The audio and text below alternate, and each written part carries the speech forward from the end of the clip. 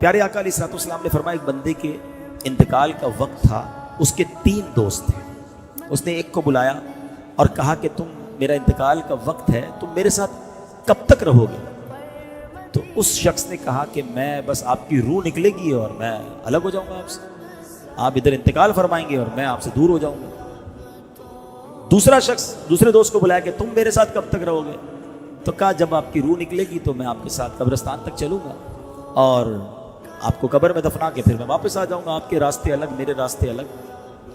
تیسرا دوست تھا، اس کو بلایا اس مرنے والے شخص نے کہ تم میرے ساتھ کیا کرو گے؟ میرا انتقال کا وقت قریب ہے۔ کہا میں تو آپ کے ساتھ قبر کے اندر بھی جاؤں گا اور قبر میں آپ کو راحت پہنچاؤں گا، آپ کو عذاب آنے لگا تو میں روک بنوں گا۔ اب نبی پاک علیہ الصلوۃ والسلام نے فرمایا بتاؤ کون سا بندہ دوست اچھا ہے جو مرنے کے بعد قبر میں بھی کام آئے؟ نبی پاک نے فرمایا پہلا وہ شخص یا پہلا وہ دوست جو مرتے ہی تعلق ختم کر دے گا، وہ پتہ ہے کیا ہے؟ فرمایا تمہارا مال۔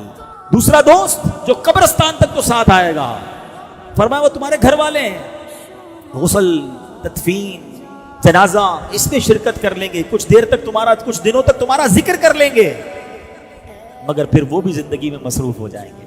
کسی اور کی بات کیوں کرتے ہو؟ اپنی کر لیتے ہیں نا، کسی اور کو چھوڑو۔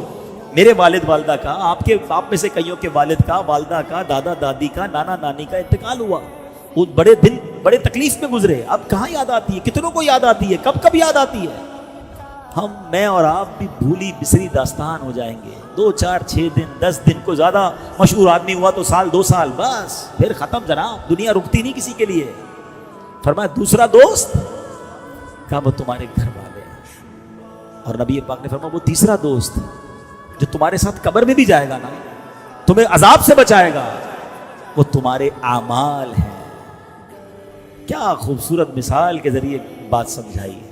بتاؤ، فکر اب 3 چیزیں نا، پیسہ، فیملی اور اعمال، تینوں میں سے امپورٹنس کس کو دینی چاہیے؟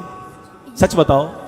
اعمال کو ہم دیتے کس کو ہیں؟ پیسے کو، اور پھر فیملی کو، گھر والے ناراض نہ ہو جائیں۔ پیسے کماتے بھی بچوں کے نام پر ہی ہیں یار، بچوں کو، فیملی کو، ڈبل ڈیوٹیاں، تو اوور ٹائم، تو کوشش بھائی اگر جائز طریقے سے کما رہے تو ٹھیک ہے، مگر اعمال کیوں چھوڑ دیا؟